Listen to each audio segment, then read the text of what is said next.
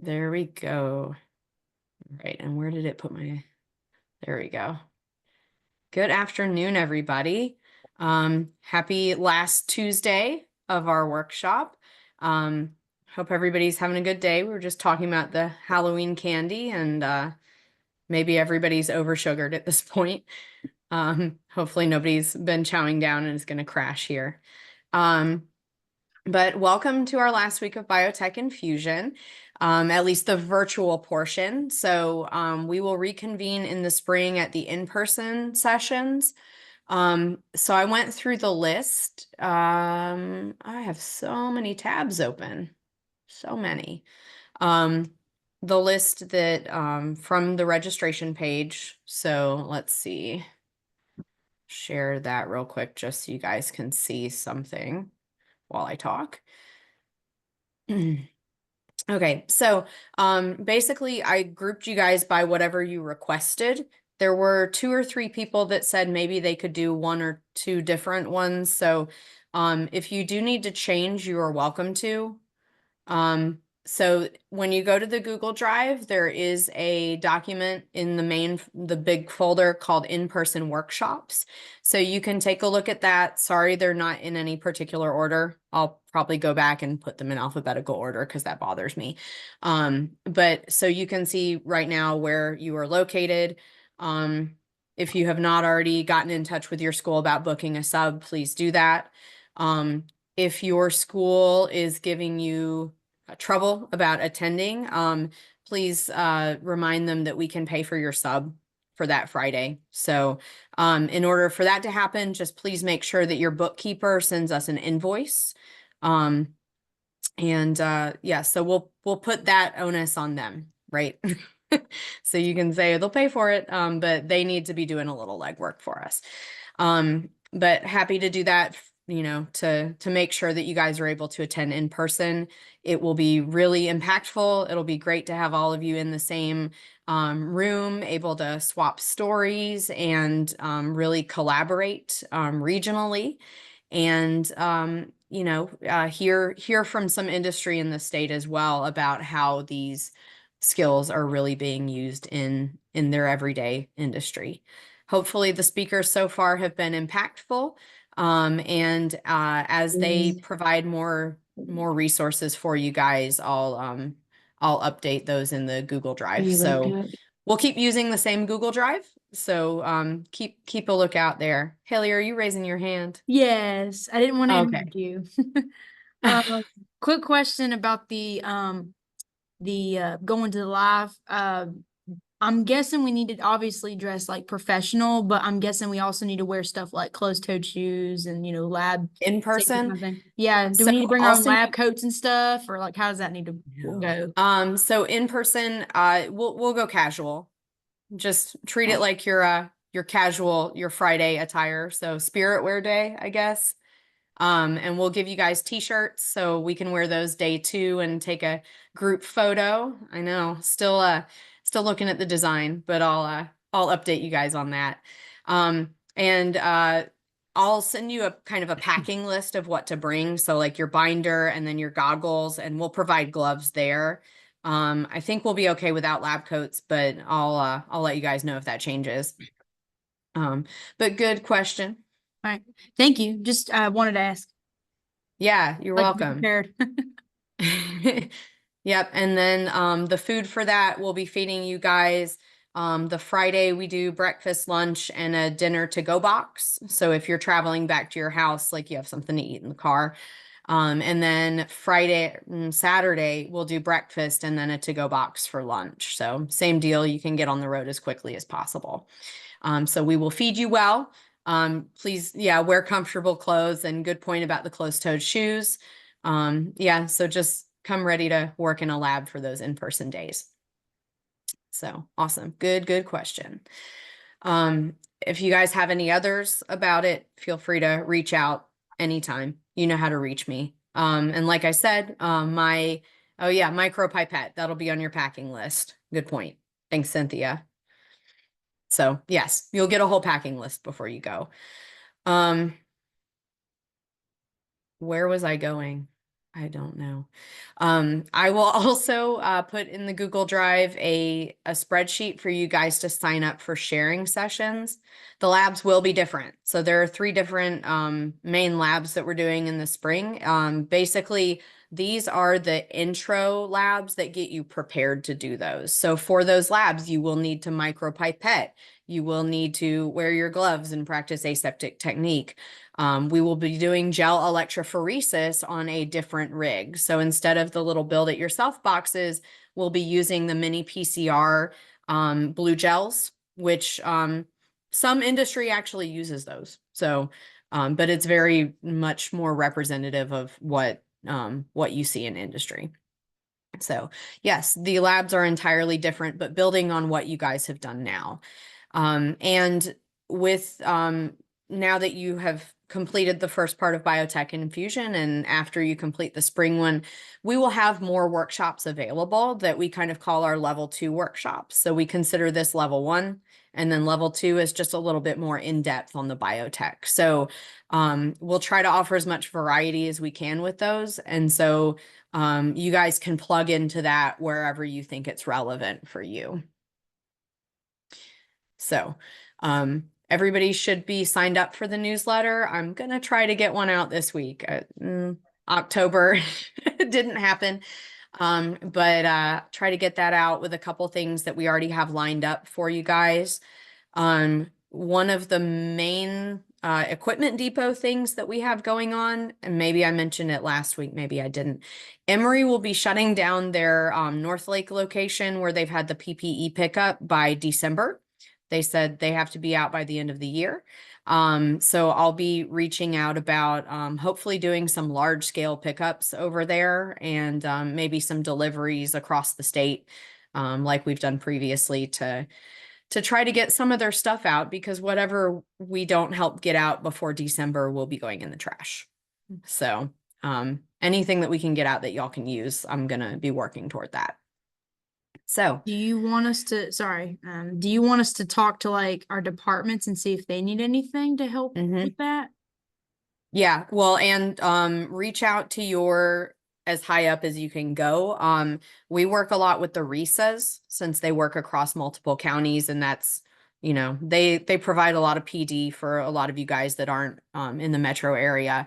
So yeah, the bigger the better. If somebody can send a truck, they can fill the truck. And the items that are used there, it's not just, for science. Healthcare can use it, but also maybe your janitorial staff, possibly your cafeteria staff, like with the masks and things. So there are plenty of things that could get spread throughout your county. So, And what was the name? I'm sorry, I don't mean to keep interrupting you. What was the name of the place? That way, if people ask, I could tell them. so it's through Emory Healthcare in Atlanta, Healthcare.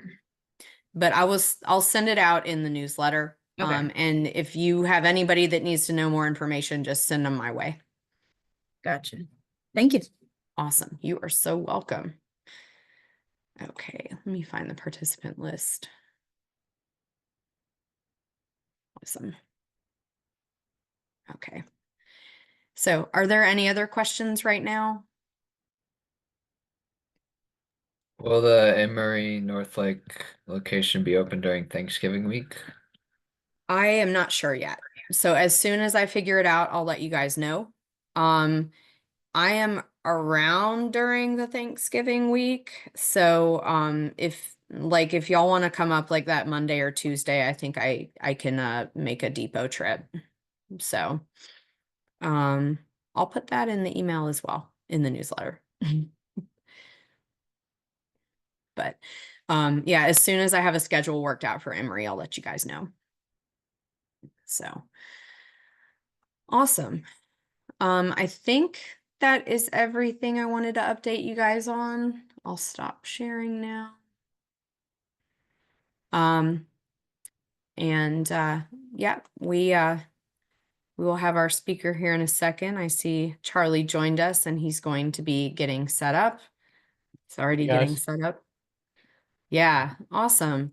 Well, we have kind of wrapped up our discussion over here, Charlie. So when if you are ready to launch into your presentation for us, we are welcome to have you start a few minutes early and leave a few minutes early.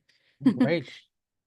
Well, thank you for inviting me to join. I'm looking forward to speaking to the group. Awesome.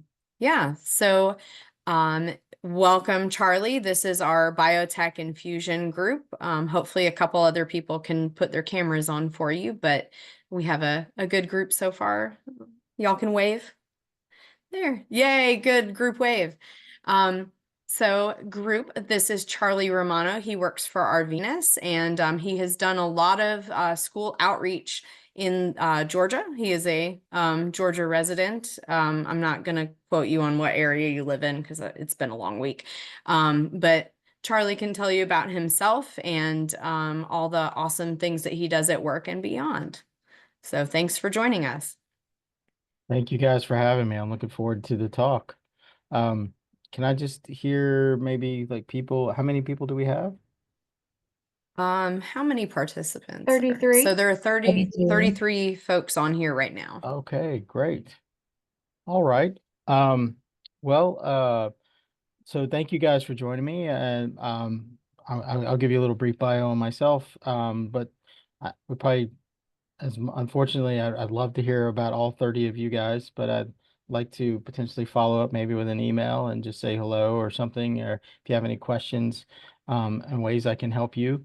For me, I kind of grew up as my mom was a single mom growing up in Louisiana, and I sort of latched onto science as for some reason because they would answer my questions, and it's been a part of me as I've moved through my career. Um, and can you guys see my presentation? I'm going to switch to presentation mode here. Yeah, we can see it. Let's see, switch from. Can you guys see it? It's trying. Not yet. It's black. Working on it. There it is. That's the presenter view. Okay, well, let's go to I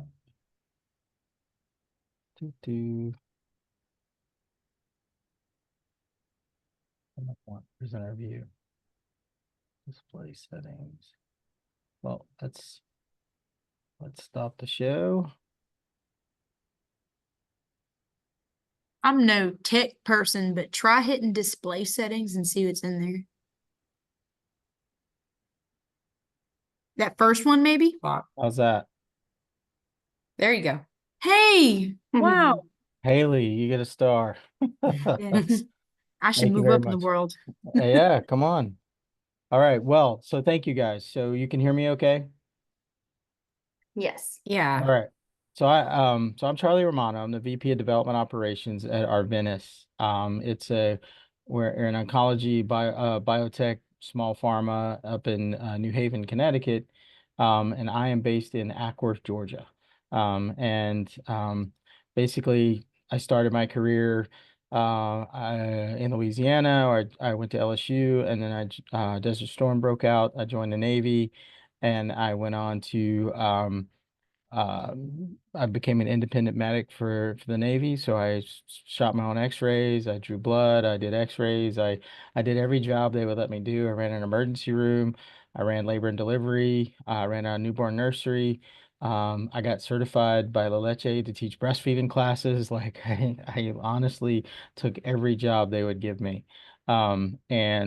With that, I just kept gaining experiences to the point when I left the Navy to finish my degree, and I went into the Air Force Reserves in New York, right around 2000, and a company called Boehringer Ingelheim picked me up as a research, what they called medical research associate, and they basically said, "Hey, we would love it if you would run some clinical trials." So I'd never heard of clinical trials. I was like, yeah, okay. I was helping out a little bit when I worked in the ICU at Vassar Hospital in Poughkeepsie, New York.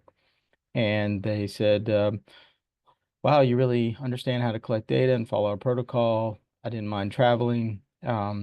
So did that really well. And to the point, some guys at this little company called Pfizer said, "Hey, we really like the way you run research on human clinical trials. Come over and work for us."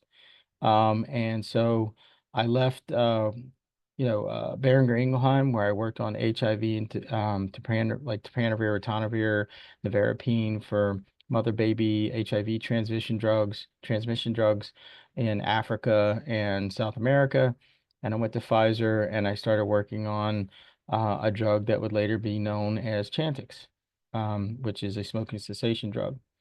And I traveled to about 22 different countries, and working with psychologists and psychiatrists, addiction experts. I worked with the scientists that manufactured the product, and I would take some of that knowledge I had about treatment paradigms, and I'd go into the field and look at our clinical trials. That worked really well. And then Pfizer said, "Hey, we're going to outsource our work to make everybody contractors." And I wasn't really keen on that. So there was a company in Atlanta called UCB Pharma, a Belgian pharmaceutical company. And they said, "Hey, we'd like for you to come over and take on our pediatric program." So I had done some pediatric research in smoking, and maternity trials with pregnant smokers. And so they really wanted that experience. So I joined them and took over an epilepsy program that was global. That was in about 30 countries, and I traveled to every one of them. And there were things like they were looking at epilepsy drugs, not only to see if the drug worked, but also see if epilepsy drugs slowed down cognition. How kids, gain, learn. I'm not going to tell teachers about cognition, but I would say that it was how fast they could learn, or were they being snowed, in essence. So there are different scales and different parts of the world. You had to understand the culture where the doctor would do the test that they knew, and a study nurse would say, "That's not the test that this study is asking for." And the doctors would do it anyway and fire the nurse. So we had to find a way to make these cultures work with the science that we were bringing to the table. And, we had to find ways to be effective, and it worked out well. The company actually was able to file that drug and prove that their product didn't have the effect on cognition they had worried about. It was actually better than they thought. And it was worth about €500 million to the company. And so they were so happy, they decided to pull their development people out of Atlanta and move them to Raleigh, North Carolina. And I love Atlanta. And my wife and I, even though she's from New York, she said, "I really love Atlanta. We're not going to move. We're staying right here." So we stayed in Atlanta, and I took on work with a bunch of different biotech companies, where I would take them to a certain point, and they would either get sold or we'd find out that their product didn't work. And I move on to another company. And I've done that in my career to where I am. I work mostly now with New England companies, until Atlanta becomes more of a hub for that. I mean, I like what I'm seeing, but we got a ways to go. And in doing that, I've basically worked in many therapeutic areas. I get to work with scientists. I get to work with business people, and physicians and nurses and patient advocacy groups. I've worked on rare diseases. I've worked in, the most common human malady, cancer. So what I typically ask kids to do in my lectures, you'll see this if I speak maybe at your school or if I'm giving you some content, I like to let them know that it's not just pro football players. And I did play football for LSU, but don't ask me if I was good or not. It's not just pro football players that really do cool stuff, right? Like that top left corner, even though I could definitely lose some weight in these pictures, those are fern trees from Australia and the Dandenong Mountains. That's the Red Square in Moscow. That's the I think it's St. Peter's Bridge in Prague, and that's Windsor Castle. And the bottom right is I'm sure you guys can pick up Stonehenge, and that's my daughter, who is a science student, and I brought her along as a scribe in a meeting with a biotech company in Germany. and we stopped over in London to do this. And I just wanted to tell them that this, from my humble career, I've got to see, this is just a handful of the places I've been, but that's the cool part. That's another cool part to what we do, right? In science, is that you take these, what you're learning, and we're going to talk about that. And I still will sometimes fall back to my science that I picked up from my, that scientific method of like, what do we know? Can we prove? Can we improve this? That's going to be a theme of the talk. Okay. All right. So anyway, so then I share my background, but this is where I sort of try to gotcha with students, right? Like I say, talk to me about, what are medicines? What are they? And they will say, oh, it's aspirin, it's my mom takes pills, or whatever. What do you think that pill? You think that's just manufactured in a lab somewhere and then it sits on your shelf? No, if it's on your shelf, that means it was studied probably 10 or 15 years ago. And that there's a process for that, is that we discover drugs, we have human clinical trials, and then we go what's called in phase 1, phase 2, phase 3. It's the phase 1 trials are sort of proving what the product does in your body. Phase 2 trials, you're looking for a dose. And phase 3 trials, you're trying to extrapolate to the larger population.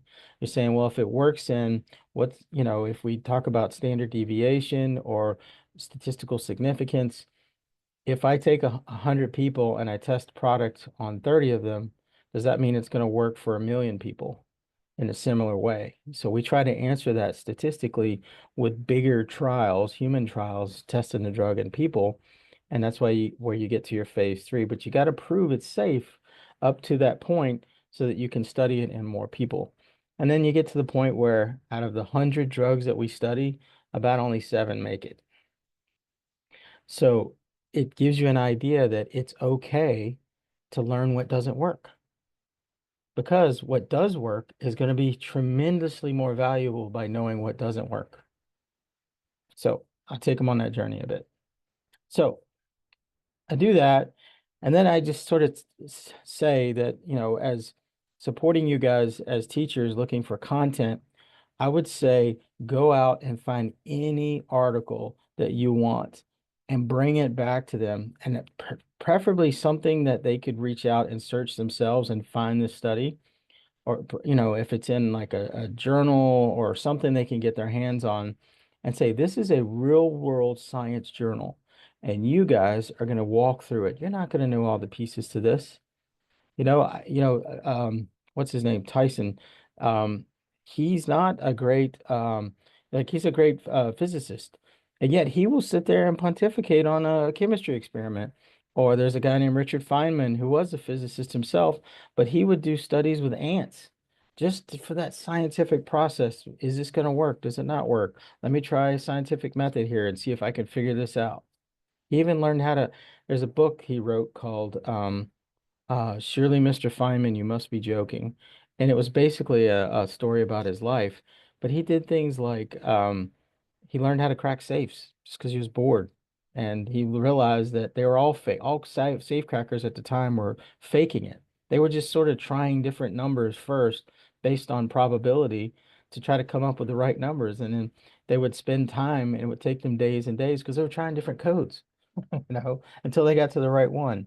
And then they used some tools and things that helped them. But anyway, so what I am suggesting for you guys, and if there's ways that I can help you as teachers, it would be pick a journal, something that you can basically apply your theory to, right?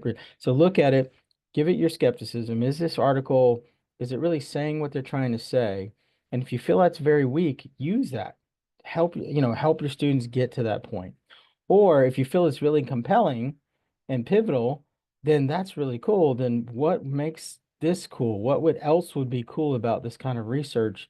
And that's where you get them sort of brainstorming. And the cool thing is, we're not PhD students, right? We're not sort of defending our position. It's just to get them thinking and applying some of the things that you're picking up in whatever module you're teaching at the time. And then try to get them into doing some action, right? Like what could they do hands-on? So I'm going to walk you through 2 models. One is basically, anybody know what this is? It's a rat brain. Not that different than the male brain, but it's the rat brain. And what they basically did years ago with looking at drugs like Chantix is that they found that there was a nicotinic pathway in the brain. So they took an intracranial nerve stimulator and they wired these mice to press a button and it would basically ablate the nicotine effect. So they found that there was a way that mice that were addicted to nicotine, if they pushed this button, then suddenly they would start going back to normal behaviors like food, water, things like that. So they're like, wow, if we could block this path, what is that? So what are some ways to do that? So they started looking at different things. And you know, they settled on something that basically uses it's like neurotransmitters, and this is where we might talk about agonist and antagonist properties. Like how could we block this sort of effect that's happening at the receptor level? And they came up with a drug that is kind of like it's like if a 100-watt light bulb is nicotine, they came up with something like nicotine that's like a 30-watt light bulb. So yes, it blocks the receptor by binding to it, but it doesn't give the full effect. So people were kind of like, wow, I'm smoking and it's just not doing anything for me. Well, I thought about that and I felt like there's a way to show this to kids. So I came up with the M&M experiment. Okay. So this is what you do. You take a group of kids. This could be science kids. It could be fifth grade. It could be middle school. You can, and high school, of course. You divide them into groups of two. One person is an investigator and gets a bag of M&Ms. The other person is the subject, and you can, if you have those toggle buttons, that's great. Something that makes a sound when they push the button, or if you're going cheap on this, you can print a piece of paper with a button on it. And their instructions are, you say this to the whole group. Push the button each second of a countdown. You'll do like a 60-second or 30-second countdown, and they have to push the button every second. That's your instructions to the group. Then you give the investigator a slip of paper with special instructions, such as give you give an M&M every second, so they follow the directions. That's fine. Give 10 of the investigators. So you can do this in 10s, 15, 6, whatever you want. This gives you up to 50 students roughly. For 10 of the investigators, give them no M&Ms. So they'll push the button and you won't give them an M&M. For you, and then some you'll give one every third button press. For others, give 5 M&Ms and then stop and don't give them another one. And then lastly, you'll just say, pick a number and then give it to them, but change that number. Like say use prime numbers, like on the first button press, on the third, as it goes down, just change it up. And then observe their job is to observe what they find. And that when you get people back together into the group, you ask them, all right, so let's talk about it. And the things that you see would be things like, well, the guy was pushing the button, and then I noticed when he realized that if he pushed the button, he got an M&M, well, then he started pushing faster. So they're trying to increase demand, right? They're attention seeking. They're looking to, increase the exposure. Subjects that would stop button pressing because they didn't get any M&Ms, they had reduced reward. So there's that reward mechanism was cut off. And so basically they went about and did other things. For the people that got one every third or whatever, they like started realizing if they pushed faster, then they would get more of the M&Ms, the reward. And then people noticed that even though back to the other scenario, if they would start looking around, their peers were getting some reward. So they would actually become more frantic and more anxious and try to push harder and faster. And then you could play through these and basically get them thinking about this is the reward feedback mechanism that we talk about from many addictive, call it video games, call it drugs. You're sort of playing through what's happening at that hormonal level, which is our body's recognizing a reward, it's preparing for that reward, it's sending messages to get that reward. And in essence, you're imposing some rules that interrupt that. So then the next logical question for that is, well, what could we do at the chemical level with people to sort of play off this biology that's happening? And you give them like 5 minutes or 10 minutes, whatever, how much long you have, and let them come up with ways, and then they could talk, almost inevitably they come up with, well, what if we could block the effect of the M&Ms? What if we could stop the M&Ms from ever being given? So that's your abstinence training. That's your don't ever smoke. The best way to fight smoking is never to smoke. So, but all of these are only partially effective. That's not the way it is for everyone. So it's okay if you don't get 10 out of the 10 getting the same thing. That's actually a learning moment to say, yes, but human biology is adaptive. Some people realized the rules right away and didn't care to, they weren't part of it anyway, or others were driving all out demand. They had to get more. And so you might need a different strategy. So you get them into thinking of ways, well, what if we, slow down the clock? What if we shorten the clock? Or what if we don't give M&Ms, we give something that looks like an M&M, but it's not an M&M? And that's how that's actually how Chantix works, right? We're giving them something that's like a cigarette nicotine, but it's got a lesser effect. So what if that M&M was actually just looked like an M&M on the outside, but was actually empty? And then so when you get them thinking of a name, and you can sort of collapse a group around people who have come up with a good concept, then you get them to work together on how they would actually name their product. How would they market their product? Who would it be marketed to? Being careful, you can't market to kids. You got to follow the rules. You got to prove your data. In one class, I think it was in commerce, they came up with a product called Sick and M's.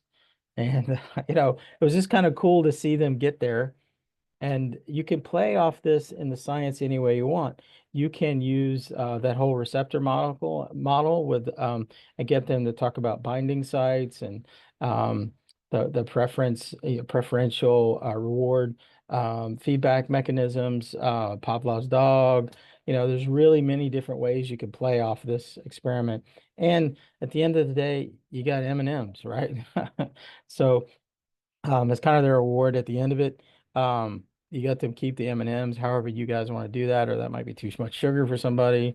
It's up to you, but it does create a way of like getting kind of fun, hands-on, and getting them to think about this is a real world problem. And I see, there are real ideas being brought to play. And one of the things that I learned was a guy named Jotham Coe, who actually invented the molecule for Chantix, actually built that molecule when he was in a high school chemistry class. And it was an enantiomer of a nicotine knockoff. And they were working on it one way, but he actually realized that it was the other way that it really needed to be built. So he built it, and that actually launched the product. And he did that in high school. So I really much think that in one of those guys sitting in your audience is the kid that's got the next cure for cancer. He just doesn't know, or she doesn't know it yet. So if we can stir that, I think that to me really makes this worthwhile. So I'm going to pause there before I go into the next one. Any questions? That sounds really awesome, and I really want to implement it, but is that considered ethical to do that kind of research in a classroom? Are you collecting data? Yeah, well, isn't that what we're doing with the button pressing? We're not telling the kids the secret instructions, and so they're just kind of like getting anxious or worked up. And is there Yeah. So informed consent? do you see any harm in this? I mean, they could get a little worked up, but I guess they get worked up in the class anyway. So I guess it's putting them on hands-on. So when when you mix two things together and there's a reaction, do they get worked up by that? Yeah, yeah, that's kind of what I mean. Yeah. So Okay. I think the worst thing that can happen here is that they think about mechanisms, biological mechanisms for things that they see, and you're giving them some examples of how that could be played out using an analogy. So if I used to do this thing where I would talk to them about informed consent, and basically they would have to explain the investigator to the subject. But that was looking more and more like an experiment, and so this is not an experiment where someone's going to be harmed, or we're going to ask them to eat the M&Ms and tell us how they feel. So we're not going to introduce a foreign agent to them. This is just critical thinking. So it's a good question. Does anybody else have any concerns? No concerns, but I feel like this would be a great opportunity for cross-curricular with maybe AP Psych, Sure. and then they could go more in depth on the psychology part, but Mhm. it's a great intersection of the two. Yeah. Yeah, good suggestion. Okay. Um, all right, well, let's think about that. I'll go on to the next experiment.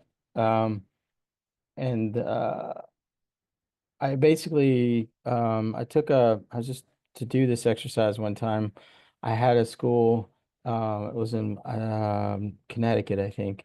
Just send me a paper, any paper you guys find you want me to see what we can do about it. And it was this copper homeostasis and copper disorders. So it's pretty thick.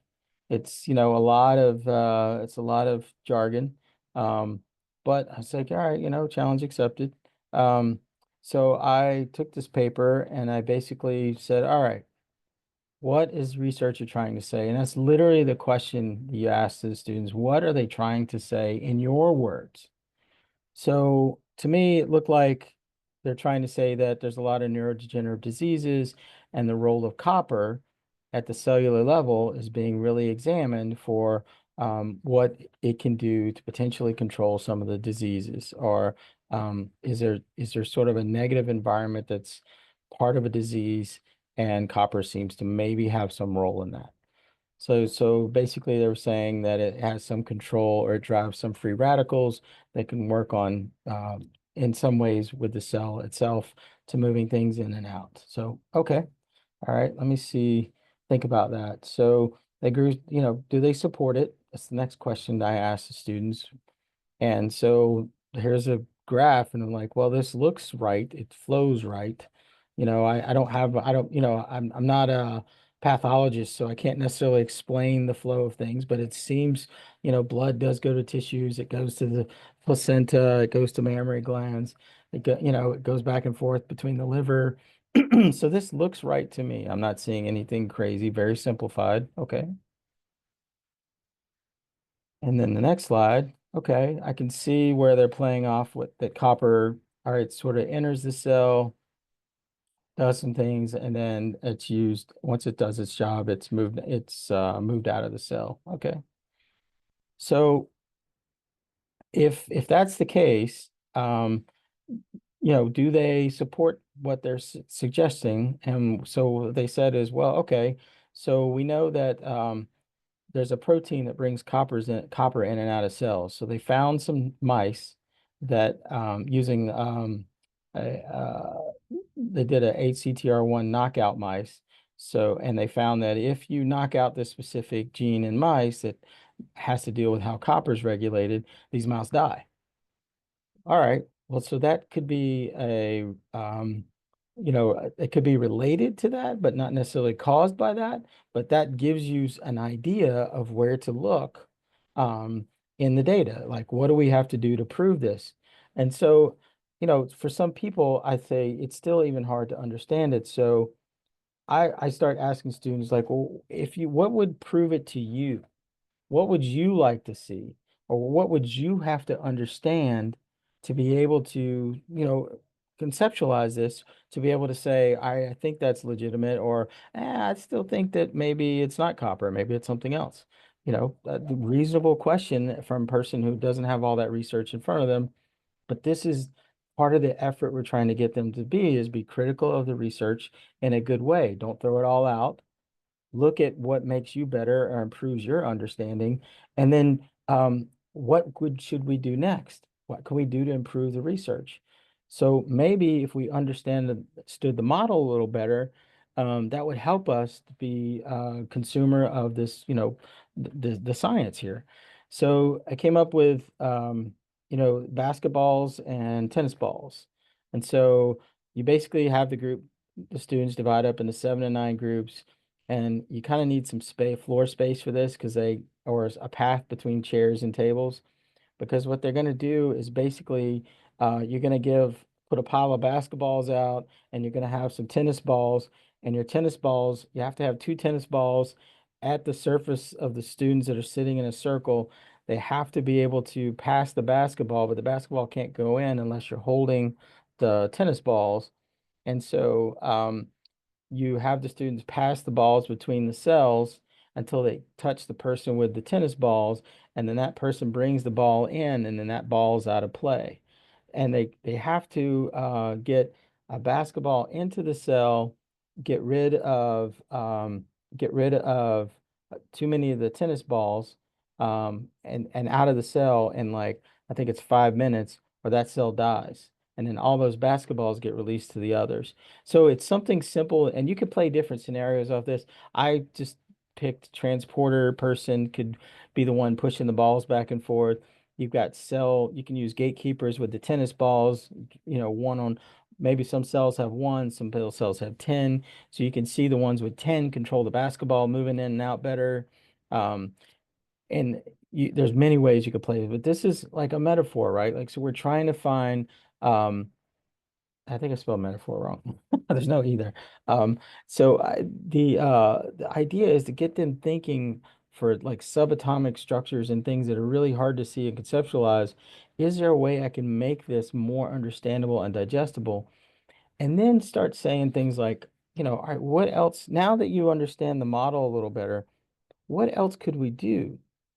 And this is where you say things like, well, Alzheimer's disease, is a neurodegenerative disorder. It has amyloid plaques.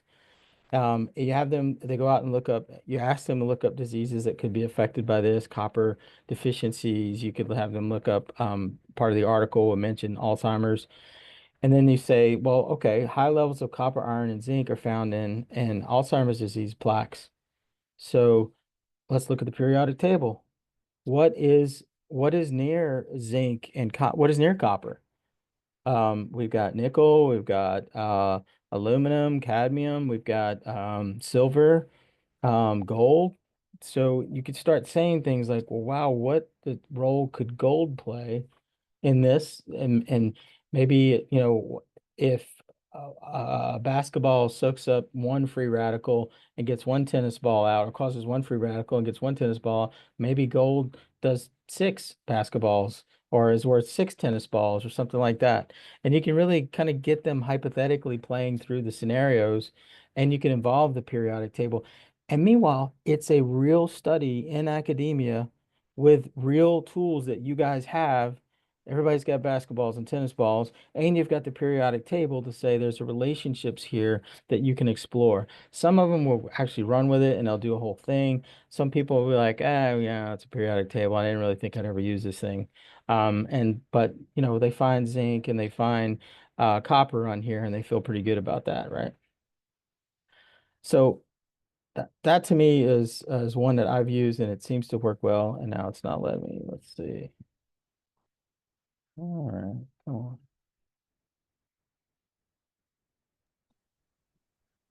Hey, Charlie, Yeah. it's 5 o'clock, so we'll need to Okay. go pretty soon to do our lab. All right. Well, I was just going to finish up with pipetting and say the pipette cards. I don't know why it's not let me get out. So in the pipette cards, just keep in mind that I worked at a cellular, I worked at a stem cell company, and if I could just get out, let's do this. Oh, here we go. Pause.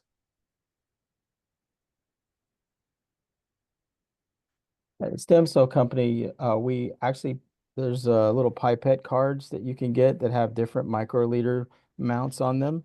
Um, I actually we were doing stem cells to grow hair, and every microliter had 10,000 cells, and patients would potentially pay $100 per cell. So 10,000, it was no, it was $100 per, so it came out to about, let's just say it was about $10,000 per microliter. And and physicians had to be really good at making these cards, because every microliter was $10,000 to the patient. So if you can imagine how important that is for micropipetting, that you the right amount, that you deliver the right amount of stem cells to the patient, those pipette cards became really important. And the only other thing I would leave you with is I've got you some links. I'll send you this presentation. It's to some animations that I found really helpful.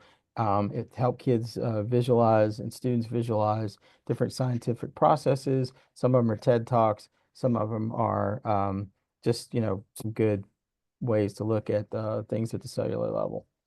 And then I usually finish with a ask a scientist any question. And I'm glad to be part of that for you guys. If you get some scientific questions and you want to send it off, and I'll give you a canned response, I'm glad to do that. But kind of gives them a sense of ownership of, hey, my question had value. Somebody actually responded to it. Awesome. Thank you so much. Can I put your email in the chat? Please do. And I'll send you the All right. presentation to share with them. Yeah. Thank you so much. And I will put that in the Google Drive as soon as I have it. Okay. Awesome. Thank All you so right. much, Charlie. All right, guys. Glad to help any way I can. Have a good night. Thank care. you. Bye. Right, everybody. Okay, so we're going to be going to our breakout rooms. What you guys are going to do is you're going to set up your gel electrophoresis, and then we are going to come back to the main room for our second speaker at about 5:20. I'll let her know we're running a little bit behind. And then so you will get your box set up and get it. Once you connect the clips, it'll run on its own. So you can put a piece of paper under it, keep an eye on it. And while she's speaking, when you realize it's gone far enough, you can just turn it off, just unplug one of the clips. So let's see. And Cynthia, oh, this was Mark. It's already put people in rooms. I didn't mean for it to do that. Hold on. Cross that out. That is not what it's supposed to be doing. Recreate. Let participants choose. There we go. Okay. Sorry, real quick. Always something. Cynthia. There we go. Okay, open rooms. So hopefully you guys can join, but please shout out if you need help joining. Yeah, and I'll see you guys back in a little bit. Who was I with again? Is that bad that I don't remember? I think it was Trish. Trish, that sounds familiar. I'll go Yes. with it. Okay. Can you help me get in Trish room as well? This is Frida. Yes.